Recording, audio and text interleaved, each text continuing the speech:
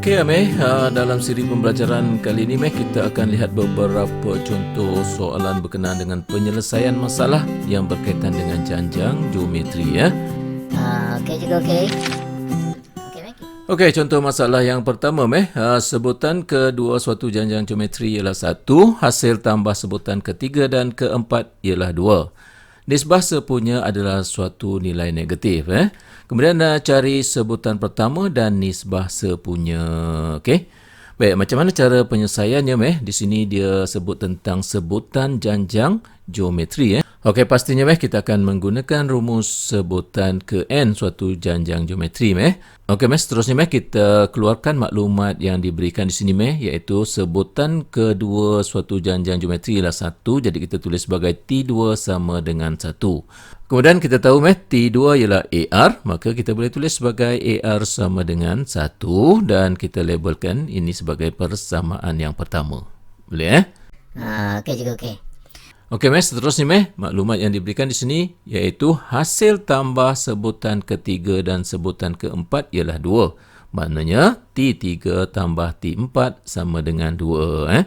Kemudian T3 ialah AR kuasa 2 dan T4 ialah AR kuasa 3. Oleh itu kita boleh tulis seperti ini. AR kuasa 2 tambah AR kuasa 3 sama dengan 2 dan kita labelkan sebagai persamaan 2. Macam mana boleh setakat ni? Okey juga boleh. Okey seterusnya kita ambil persamaan yang kedua ni kita fakturkan Okey, jadi kita fakturkan, kita keluarkan AR di sini. Okey. Dan AR di sini kita tahu bahawa AR sama dengan 1 di sini Jadi kita gantikanlah AR itu dengan 1 Okey, jadi dapatlah kita tulis seperti ini dan kita ringkaskan, akhirnya dapatlah kita tulis sebagai suatu persamaan kuadratik. Nampak? Okey juga okey. Cikgu, kemudian kita fakturkan cikgu persamaan kuadratik ni untuk dapatkan R. Ya, betul Jadi kita fakturkan, maka dapatlah dua nilai R iaitu 1 dan juga negatif 2 Jadi antara dua nilai R ini yang mana satu kita nak ambil Kita ambil yang negatif lah cikgu. Ya betul Sebab apa? Sebab dinyatakan dalam soalan ini nisbah sepunya adalah suatu nilai negatif. Okey, jadi maka kita ambil R sama dengan negatif 2. Okey, maka itulah dia nilai nisbah sepunyanya. Okey. Seterusnya, nak dapatkan sebutan pertama, kita gantikanlah R ini dalam persamaan 1. Maka dapatlah nilai A sama dengan negatif 1/2. Jadi nilai A itu ialah nilai sebutan pertamanya. Okey. Itulah cara penyelesaian dia. Boleh Okey cikgu, boleh cikgu. Seterusnya kita lihat contoh masalah yang kedua tengok gambar rajah ni. Soalan ni agak panjang sikit Betul cikgu. Baik, rajah menunjukkan sebahagian daripada beberapa segi empat sama yang dilukis secara berturutan. Kemudian diberi panjang sisi setiap segi empat itu membentuk satu janjang geometri dan nisbah panjang sisi segi empat keempat kepada panjang sisi segi empat pertama ialah 27 nisbah 64. Okey seterusnya kita tengok macam mana cara kita nak menyelesaikan masalah ini Okey. Pertama sekali kita lihat maklumat yang pertama yang diberikan di sini ialah sisi setiap segi empat itu membentuk satu janjang geometri. Ini maklumat penting. Okey, jadi yang membentuk janjang geometri itu ialah sisi segi empat ni. Okey, maklumat yang kedua ialah nisbah panjang sisi segi empat keempat kepada panjang sisi segi empat pertama ialah 27 nisbah 64. Baik, soalan yang pertama dia minta kita cari nisbah panjang sisi segi empat kedua kepada panjang sisi segi empat pertama.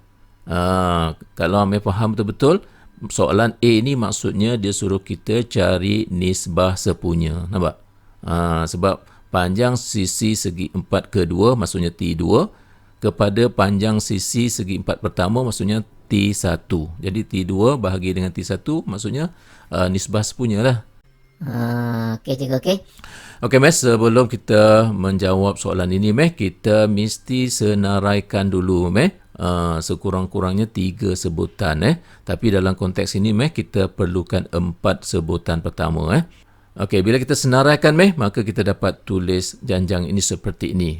Okey, T1 ini ialah X. X ini ialah panjang sisi segi empat yang pertama. Kemudian dinyatakan di sini bahawa panjang sisi segi empat ini membentuk janjang geometri, maka itulah sebabnya sebutan kedua ini ialah Rx, iaitu R ialah nisbah sepunya.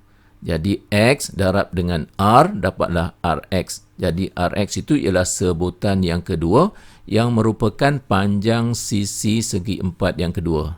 Nampak tak? Okey cikgu, okey. Okey, kemudian Rx ini kita darabkan dengan R, dapatlah R kuasa 2X. Jadi R kuasa 2X ini ini merupakan sebutan yang ketiga yang merujuk kepada panjang sisi yang ketiga segi empat ini. Boleh? Boleh cikgu, boleh. Okey, seterusnya R kuasa 2X darab dengan R dapatlah R kuasa 3X, dan R kuasa 3X ini merupakan sebutan keempat yang merujuk kepada panjang sisi segi empat yang keempat ni.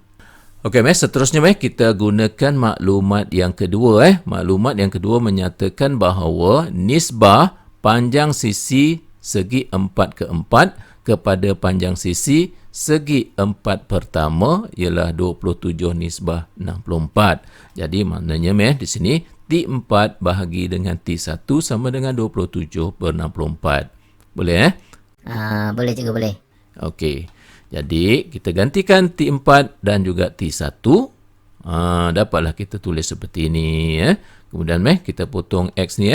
Maka dapatlah kita ringkaskan. Dapatlah kita tulis sebagai R kuasa 3 sama dengan 27/64. Maka daripada sini kita ringkaskan lagi. Akhirnya kita dapatlah nilai R ialah 3/4. Jadi nilai R ni ialah nilai apa? Nilai nisbah sepunya. Jadi kalau tengok pada soalan A ni, cari nisbah panjang sisi segi empat kedua kepada panjang sisi segi empat pertama. Maksudnya ialah nisbah sepunya janjang tu. Maka dah dapatlah jawapan dia. Jawapannya ialah 3/4. Boleh? Okey cikgu, okey. Okey, seterusnya kita tengok soalan yang kedua. Soalan kedua kata apa? Jika hasil tambah luas 3 segi 4 yang pertama ialah 120.25 cm persegi.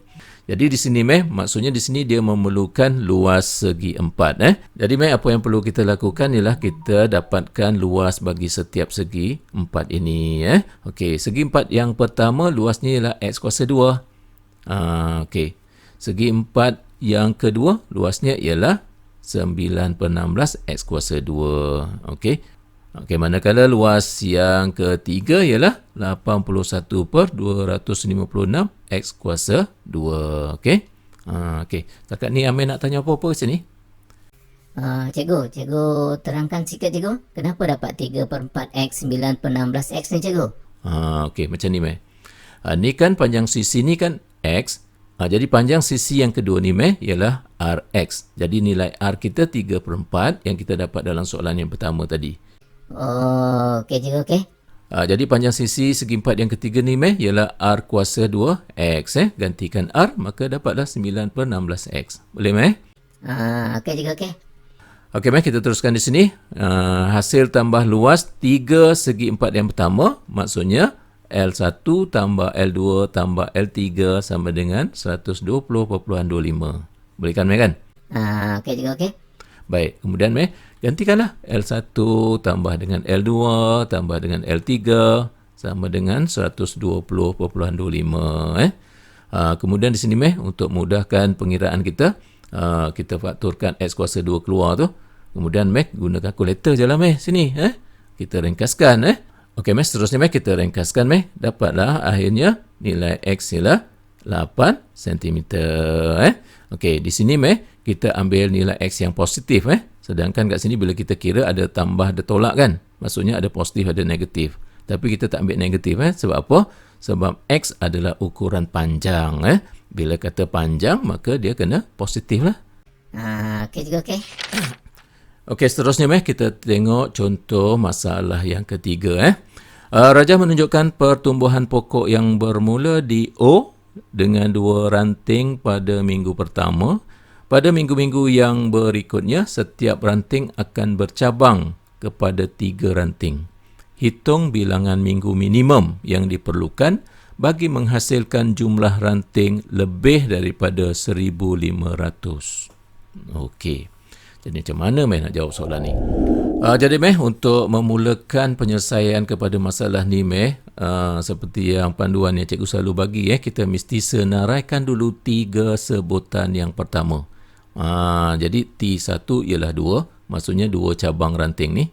Okey. Kemudian T2, mai tengok yang ranting berwarna hijau ni. Okey, jadi ada 6 kan? Okey. Kemudian T3 ialah 18, ranting yang berwarna oranye ni. Jadi 2, 6, 18. Jadi di sini kalau kita dapat lihat bahawa ini adalah janjang geometri sebab apa? Sebab wujudnya nisbah sepunya R di sini, iaitu 3. 6 bagi 2, 3. 18 bagi dengan 6 juga 3. Maka bila wujud nisbah sepunya, maka di sini membentuk janjang geometri. Boleh Okey cikgu, okey. Kita rujuk di sini kepada masalah yang diberikan di sini Kalau melihat di sini dia melibatkan jumlah ranting. Bila kata jumlah dia akan melibatkan penggunaan rumus SN. Nampak tak? Okey cikgu, okey. Dan kita gunakan rumus SN yang ini tengok pada nilai R. R dia lebih daripada 1, kita gunakan rumus SN yang ini. Okey. Kemudian dinyatakan bahawa jumlah ranting itu lebih daripada 1,500. Maka kita tulislah SN lebih daripada 1,500. Kemudian kita gantikan SN itu dengan rumus berkenaan. Kemudian kita gantikan nilai A dan nilai R. Okey, dapatlah kita tulis seperti ini. Dan akhirnya kita ringkaskan, dapatlah kita tulis sebagai 3 kuasa N lebih besar daripada 1,501. Okey, matlamat sekarang nak dapat nilai N. Okey, seterusnya kalau tengok di sini, okey, di sini kita tidak boleh samakan asas. Jadi maksudnya di sini 1,501 ni kita tak boleh tulis sebagai nombor berindeks dengan asas 3. Maksudnya 3 kuasa berapa dapat 1,501? Tak boleh kan? Okey, kalau tak boleh samakan asas kita akan gunakan logaritma. Tuan tahu kan? Okey cikgu, tahu. Okey. Kemudian seterusnya N ini kita letakkan di depan. Maka kita boleh tulis seperti ini. Dan log 3 ini kita boleh bawa ke kanan. Maka kita boleh bahagi seperti ini. Jadi di sini kita ringkaskan. Okey, dapatlah N lebih besar daripada 6.657. Okey. Jadi maksudnya di sini untuk menghasilkan jumlah ranting lebih daripada 1,500, maka nilai N kita kena ambil 7. Okey. Jadi kalau kita ambil 8, dia lagilah lebih daripada 500. Kalau kita ambil 9, lagilah lebih daripada 1,500 kan. Tapi kenapa kita ambil 7? Sebab dia tulis sini, hitungkan bilangan minggu minimum. Nampak tak? Jadi nilai terkecil lah. Maka nilai terkecilnya adalah 7.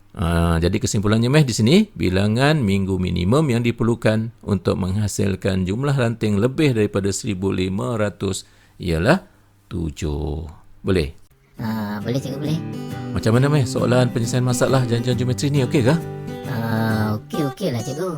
Tapi panjang-panjang cikgu Ayolah soalan penyelesaian masalah memang macam tu. Tapi apa pun cikgu, apa yang Amir tengok setakat ni, dia mesti menggunakan rumus cikgu rumus TN ke, rumus SN ke. Betul betul. Jadi itulah panduan dia. Tapi Amir jangan lupa yang cikgu pesan soalan penyelesaian masalah mesti dimulakan dengan menyenaraikan dulu 3 sebutan pertama. Daripada situ kita akan tahu dia janjang apa. Janjang geometri ke, janjang aritmetik ke. Barulah lepas itu kita dapat menggunakan rumus yang betul. Okey jadi dengan ini maka tamatlah pengajian kita dalam bab yang kelima, iaitu janjang. Okey kita jumpa lagi dalam pembelajaran kita bagi tajuk-tajuk yang seterusnya. Okey cikgu.